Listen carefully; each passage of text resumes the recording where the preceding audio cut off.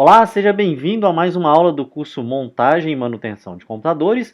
Nessa aula iremos conhecer os componentes que ficam na parte interna do computador e o funcionamento de cada um destes componentes. Se você ainda não viu a aula sobre os componentes que ficam na parte externa do computador, não deixe de ver. É bom ressaltar que temos uma grande variedade de componentes que ficam armazenados no interior do gabinete. E a sua grande maioria ela está relacionada diretamente com o desempenho do computador. Primeiro deles, nós temos a placa-mãe. Ela é a placa principal do computador. É ela que vai ser responsável pela comunicação entre todos os dispositivos do computador. Por exemplo, é através de seus barramentos que o processador vai enviar e vai receber informações para a memória RAM. Devido ao seu nível de complexidade, é um dos componentes que mais apresenta problemas no computador.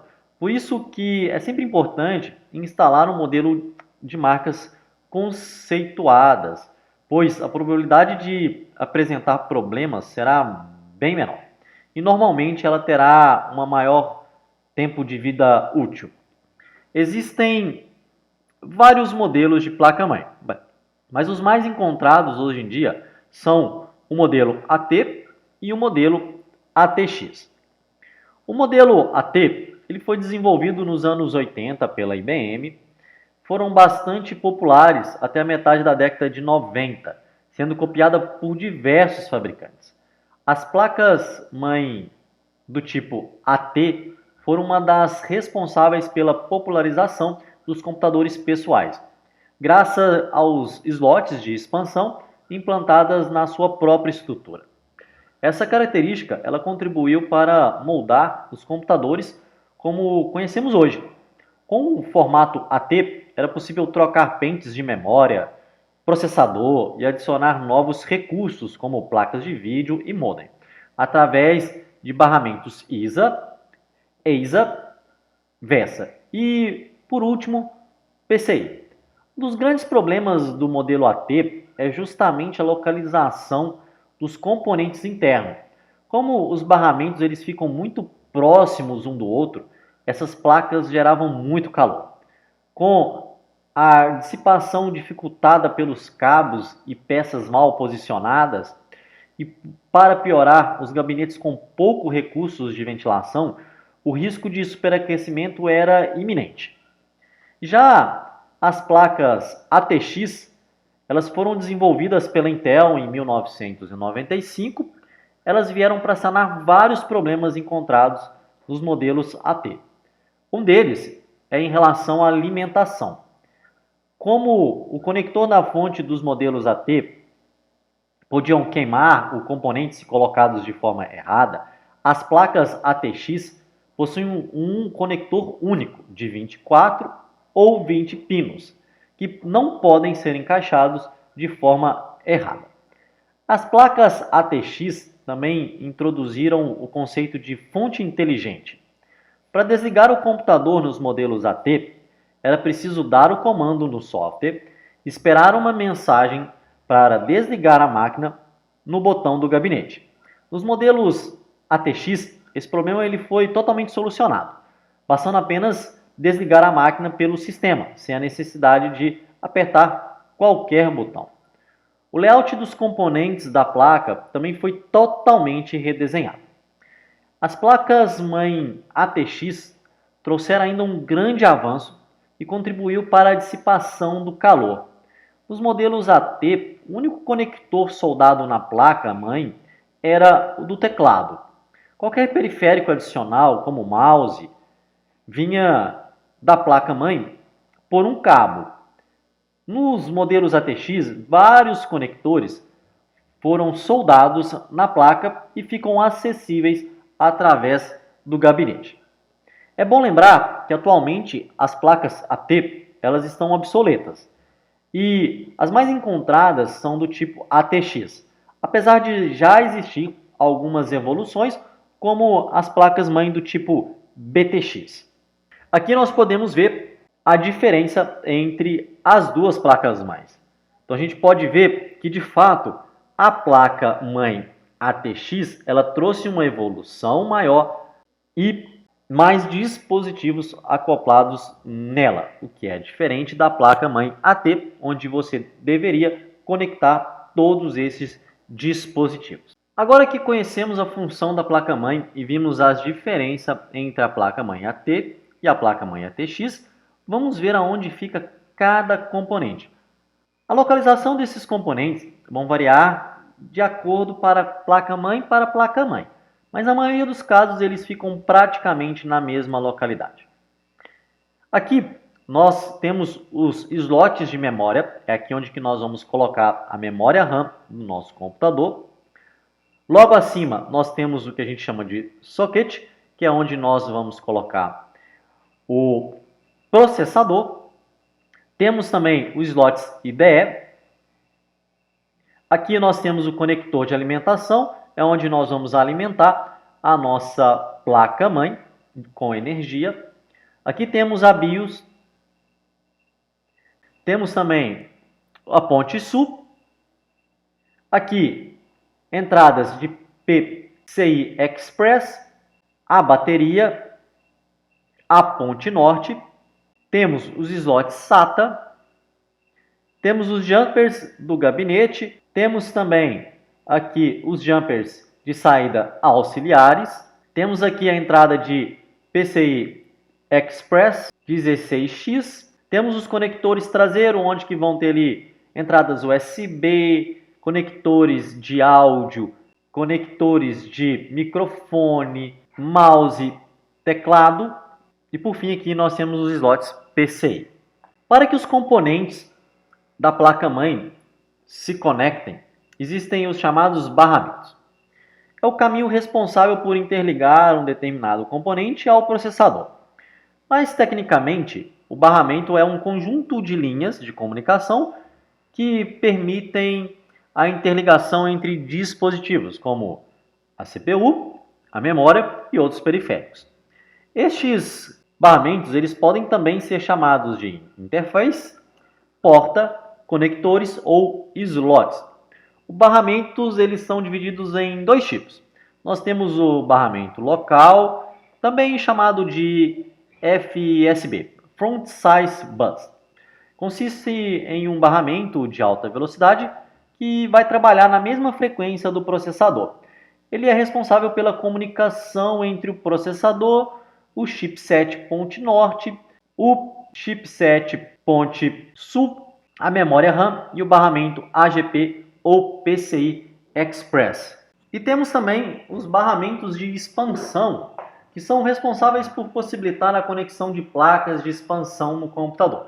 Por exemplo, a placa de vídeo, placa de som, placa de rede e entre outras. Existem uma grande variedade de barramento. Os principais são o barramento ISA. Esse barramento ele foi lançado nos anos 80. Ele aceita placa de vídeo, placa de rede, placa de modem e placa de som. A velocidade do barramento ISA é de 8 a 16 MB por segundo. Temos também o barramento PCI. Ele foi lançado nos anos 90. Ele aceita os mesmos componentes do barramento ISA. No entanto, ele é bem mais veloz. Sua velocidade ela é de 133 MB por segundo. Temos o barramento AGP. Esse tipo de barramento ele vai aceitar somente a instalação de placa de vídeo. O barramento PCI Express ele aceita todas as placas. Há duas versões do barramento PCI Express. Temos a X1, um barramento padrão para todas as placas. Sua velocidade gira em torno de 250 a 500 MB por segundo. E temos o X16. Este ele vai aceitar somente placas de vídeo e a sua velocidade é de 4.8 GB por segundo. Esse tipo de barramento ele foi lançado para substituir o barramento AGP. Lançado nos anos 80, o barramento IDE ele aceita a conexão de HD, CD, DVD e também disquete. A sua velocidade é de 133 MB por segundo. O barramento SCSI ele aceita a conexão também de HD, CD e DVD, disquete e impressora. Esse barramento ele não é utilizado hoje em dia mais. Em 2003 foi criado o barramento SATA. Ele aceita componentes como HD, CD, DVD, Blu-ray e SSD. Sua velocidade gira em torno de 150 a 450 megabytes por segundo. Em computadores mais antigos, nós podemos observar as portas serial. Ela foi lançada nos anos 80. Ela possui um formato de macho e fêmea, possuindo 9 pinos. Hoje, ela não é mais utilizada. Essa porta, ela aceita mouse, teclado e monitor. A porta serial, ela também é chamada de RS-232. Ela possui um conector denominado DB9. O teclado e o mouse, eles são conectados na porta serial macho. Já o monitor, ele utiliza a porta serial fêmea, que seria uma porta VGA ou XVGA ou XGA. Como eu disse, esse barramento ele não é mais utilizado hoje em dia. Também em desuso, nós temos a porta paralela. Ela possui 25 pinos. Ela servia para nós conectarmos a impressora e scanner. O nome técnico dessa porta é LPT1 e o nome de seu conector é DB25. Nos anos 90, foi criada a porta PS/2. Possui um formato redondo que possui um guia e 6 pinos em volta dele. Geralmente eles vêm na cor verde e roxa. Ela aceita tanto o mouse quanto o teclado. Hoje esses dispositivos eles são conectados através da porta USB do computador. A porta USB ele vai aceitar vários tipos de dispositivo. Por exemplo, a conexão de mouse, teclado, pendrive, impressora, televisão, entre outras coisas.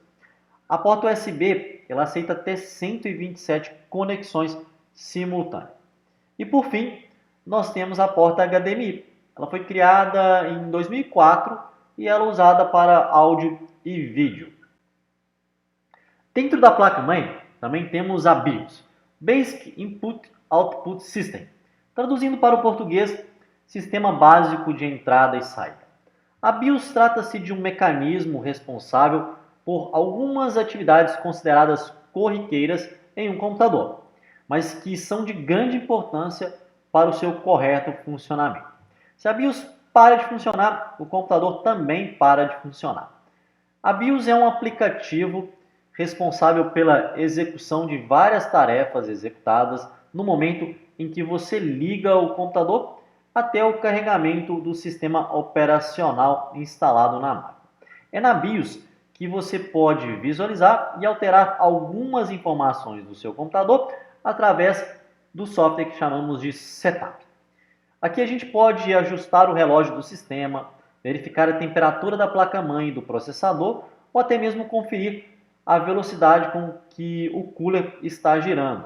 Além disso, é por meio dessa ferramenta que você pode determinar se o boot do seu computador será feito pelo disco rígido, pelo pendrive ou pelo drive de CD e DVD. Sem esse aplicativo, é praticamente impossível nós iniciarmos um computador. A BIOS ela fica gravada dentro de um chip com memória ROM, uma memória de somente leitura. Você não pode, por exemplo, desinstalar a BIOS do computador, apenas atualizá-la ou modificar algumas opções permitidas. O CMOS é uma pequena área de memória volátil alimentada por uma bateria. Para que as configurações da BIOS da placa-mãe permaneçam gravados, é necessário o CMOS, que é o semicondutor de óxido metálico complementar. Uma pequena quantidade de memória volátil alimentada por uma bateria. Essa mesma bateria alimenta também o relógio em tempo real, que é o responsável por manter atualizada a hora do sistema, mesmo quando o computador é desligado. Agora vamos falar do processador, aquele conhecido como CPU, que é a unidade central de processamento. Ele funciona como o cérebro do computador, pois interage e faz conexões necessárias entre todos os programas instalados. Neste processo, ele também interpreta as informações enviadas pelos programas, realiza diversas operações, inclusive gerando a interface que nós interagimos quando usamos um computador. O processador, ele realiza milhões de cálculos por segundo. Essa grande carga de trabalho, ela gera um calor muito grande. E para evitar a queima ou possíveis danos no processador, é preciso refrigerar. E é por isso que nós temos o chamado cooler. Ele é responsável por manter a temperatura do processador em um nível aceitável, garantindo o bom desempenho durante o processamento de dados. Vale ressaltar que quase todos os computadores contam pelo menos com dois coolers. Um deles vai servir para refrigerar o processador e o outro para remover o calor da fonte de alimentação. Algumas máquinas, no entanto, elas contam com diversos refrigeradores. Elas são utilizadas para refrigerar placas de vídeo, discos rígidos, entre outros itens dentro do computador. É importante que nós tenhamos alguns cuidados com o cooler. Sempre verifique se o cabo de energia do cooler ele está conectado à placa-mãe antes de montar o seu computador. Verifique também se o cooler ele está encaixado e firme ao soquete. Sempre que possível, realize uma limpeza nos coolers do computador. O acúmulo de poeira pode vir a prejudicar o funcionamento do cooler e, por consequência, aumentar a temperatura, vindo a prejudicar algum dispositivo dentro do computador. Podemos também adicionar uma placa de vídeo na placa-mãe do computador. A placa de vídeo é um dos principais componentes de qualquer computador, especialmente para computadores voltados a jogos. E geralmente é um dos componentes mais caros dentro do computador. Ela é responsável por gerar as imagens que você vê na tela, seja este vídeo que você está vendo ou um documento do Word, ou até mesmo um filme. Essa peça, ela também é conhecida como unidade de processamento gráfico ou GPU. E pode variar de gráficos integrados simples, aquelas placas que já vêm integradas à placa-mãe, ou do processador. E as placas de expansão maiores e mais poderosas, aquelas que nós compramos à parte e instalamos dentro do computador. Vamos falar agora das memórias, que fazem parte do computador. Nós podemos dividir as memórias em duas categorias. O armazenamento temporário, composto pela memória RAM, e temos também a memória ROM. E nós temos os armazenamentos secundários, compostos pelo disco rígido, pendrive, CD e DVD. A memória ROM é um tipo de memória que vai permitir apenas a leitura. As suas informações elas são gravadas pelo fabricante uma única vez. E após isso elas não podem ser alteradas ou apagadas. Elas vão poder ser somente acessadas. Nós temos 4 tipos de memória ROM. Nós temos a PROM, ou memória somente de leitura programável. Ela sai de fábrica vazia, sendo programada por terceiros por meio de programador PROM. Estes dispositivos usam altas tensões para destruir partes do chip ou criar links internos nos circuitos, e é por essa razão que a PROM só pode ser programada uma única vez e não pode ser alterada. Temos também a EPROM, a memória somente de leitura programável apagável. Ela caracteriza-se por conseguir ser apagada. Para isso aconteça, é necessário expô-la a uma fonte de luz ultravioleta. A regravação após este procedimento requer uma tensão ainda maior do que nas vezes anteriores, causando desgaste após um ciclo de aproximadamente 1000 reescritas. Temos também a EEPROM, memória somente de leitura programável apagável eletricamente. É uma espécie de versão mais moderna da EEPROM.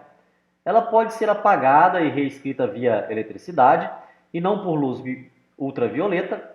Uma das vantagens deste método é que a EEPROM não precisa ser retirada do circuito para ser limpa ou reprogramada. Temos também a memória flash, ou flash ROM. Ela é um tipo de EEPROM, também sendo apagada via eletricidade. O que a difere é a sua capacidade de excluir apenas um dado. Na flash, é necessário reprogramar todo o seu conteúdo. A memória flash mais comum no dia de hoje é a NAND. Ela está presente em pendrives, cartões de memórias e SSDs. Temos também a memória RAM, Random Access Memory. Em português, memória de acesso aleatório. Memória RAM é um tipo de tecnologia que permite o acesso aos arquivos armazenados no computador. Diferentemente da memória do HD, memória RAM ela não armazena conteúdos permanentemente. Ela é responsável, no entanto, pela leitura dos conteúdos quando requeridos. Podemos fazer uma analogia com uma mesa de estudos para exemplificar a função da memória. Para realizarmos os deveres de casa, precisamos colocar em cima da mesa todo o material necessário: canetas, lápis, cadernos e livros. Os materiais seriam os arquivos e a memória RAM, a mesa, onde tudo se reúne e o trabalho é feito. Assim como a mesa, quanto maior a memória RAM, maior será a sua capacidade de trabalho. Mas a capacidade da mesa ela vai ser medida em área. Quanto maior a área da mesa, mais livros vão caber e mais rapidamente nós vamos conseguir fazer o nosso trabalho. Já a capacidade da memória RAM, ela se mede-se pelo fluxo de bits suportados nas operações. Existem dois tipos básicos de memória. O DRAM, esse é o mais barato e mais comum deles. Ou a gente pode dizer memória dinâmica de acesso aleatório. Nesse tipo, um transistor e um capacitor unem-se para transformar uma célula de memória que é responsável por um byte de dados. Enquanto o capacitor, como um controle que permite ao chip ler o capacitor ao mudar o seu estado. A DRAM costuma ser uma memória mais lenta, pois passa por um processo de refrescamento dos dados, o que leva tempo e deixa a memória lenta. O segundo tipo é o SRAM, ou memória estática de acesso aleatório. Essa possui um circuito em uma forma conhecida como flip-flop, que pode conter 4 ou 6 transistores e fios. A vantagem desse tipo é que não há necessidade de ser refrescada e por isso ela é bem mais rápida que a DRAM. No entanto, ela ocupa também bem mais espaço em um chip que uma célula de memória dinâmica, o que resulta na menor quantidade de memória que se pode ter por chip, fazendo da SRAM um componente bem mais caro. Vamos ver alguns tipos de memória RAM. Temos a DIMM/168. São módulos com 168 vias, possuindo contato nos dois lados do módulo, 84 de cada lado. Essas memórias trabalham com uma taxa de transferência de 64 bits por ciclo, possuem módulo com capacidade de 32, 64, 128, 256 e 512 megas. Uma de suas características que permite identificar o formato é que ela possui dois chanfros que vão subdividir a linha de terminais. Temos também a DIMM/184. Nós também podemos chamá-las de DDR, Double Data Rating. Possuem 92 terminais de cada lado. A partir desse formato, os módulos trabalham em sincronia com o processador, o que torna o processo bem mais rápido, diferente dos módulos de 168 vias. Ela possui apenas um chanfro que separa as linhas terminais. Temos também a DIMM/240. Existem dois tipos de memória RAM com esse formato. a DDR2 e DDR3. São módulos que utilizam nas placas atuais, sendo que as mais recentes estão utilizando o padrão DDR3 e hoje um padrão DDR4. Possuem módulos com capacidade que vão variar entre 256 MB e 2048 MB. Também elas possuem apenas um chanfro dividindo a linha de terminais. E temos a DDR4, que ela vai melhorar muito o desempenho da DDR3 por meio de processamento de sinal mais avançado, uma capacidade de memória ainda maior, um consumo de energia ainda mais baixo e a velocidade de clock padrão mais alta. O SDRAM DDR4 usa uma configuração de 288 pinos, o que também impede a compatibilidade com versões anteriores. Aqui, para que a gente consiga identificar, nós podemos ver aonde é posicionado cada chanfro, o encaixe de cada uma dessas memórias, e é através deles que nós conseguimos identificar cada um desses tipos de memória. Dentro do computador, temos também o que chamamos de memória cache. É um tipo de memória que vai trabalhar em conjunto com o processador. Todos os processadores atuais trazem uma certa quantidade de memória cache embutida no encapsulamento. O objetivo dela é potencializar o desempenho do chip de processamento, evitando que ele fique ocioso por longos períodos. Cada fabricante ele vai utilizar a memória cache de uma forma diferente. Isso também pode variar de acordo com a microarquitetura usada no chip. No entanto, o padrão é que, quando o processador precisa buscar a sua primeira instrução, ele terá que ir até a memória RAM, visto que a memória cache ela estará vazia. A memória cache ela é dividida em alguns níveis. Nós temos os níveis L1, L2 e L3. Eles dizem respeito à proximidade da memória cache das unidades de execução do processador. Quanto mais próximo ela estiver da unidade de execução do processador, menor será o seu número. Muito se fala sobre a chamada memória virtual, mas muitos usuários acabam se confundindo um pouco na hora de entender como ela funciona. Além disso, muitas pessoas não conhecem a sua importância no dia a dia dos usuários de computadores. Também conhecida como arquivos de paginação, a memória virtual ela consiste em um espaço que é reservado no momento em que o sistema operacional é instalado em um computador, seja ele Linux ou seja Windows. A memória virtual ela é muito importante porque assim que o sistema operacional percebe que a memória RAM está sem espaço, ele passa a executar os programas dentro da memória virtual. A memória virtual pode ser considerada uma reserva da memória RAM. Vamos falar agora do disco rígido, também conhecido como HD. Ele não tem esse nome por acaso. Os locais onde os dados são gravados são chamados de platers, discos extremamente rígidos que proporcionam alta qualidade de gravação e leitura. É de suma importância que os materiais utilizados para a gravação eles sejam assim, pois umas simples deformações nas superfícies podem resultar em erros de leitura dos arquivos.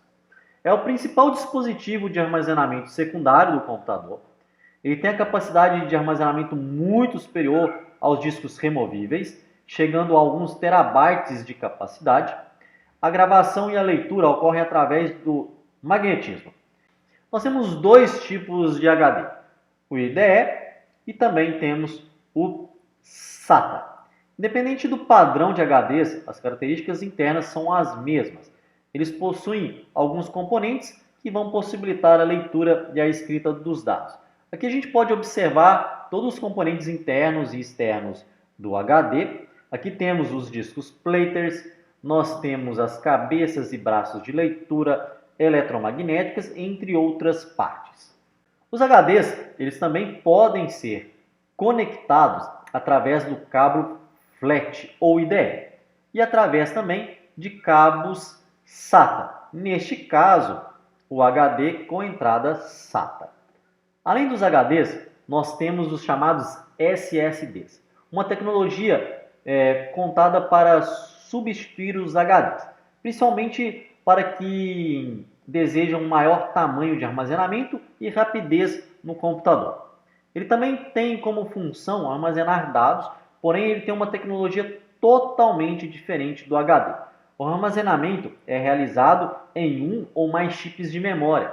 Isso faz com que haja economia no consumo de energia, além de não ter peças móveis. Isso faz com que o SSD se torne extremamente silencioso, o que não ocorre nos HDs. Temos também o driver de CD e DVD, que serve exatamente para realizar a leitura e gravação de CDs e DVDs. E para finalizar, nós temos o driver de disquete, uma peça do computador que lê e grava dados em um pequeno disco, chamado de disquete ou flop disk. O tipo mais comum de unidade de disquete é a de 3,5 polegadas. Em seguida, vem a de 5,25 polegadas, entre outros tamanhos. O disquete ele foi o principal método para transferir dados entre computadores e fazer backup de arquivos externamente. Na maior parte dos computadores atuais, a unidade de disquete está completamente obsoleta. E é isso aí. Espero que você tenha gostado e conhecido qual é a função de cada uma das peças dentro do computador. Nós vamos ficando por aqui. Um abraço e até a nossa próxima aula.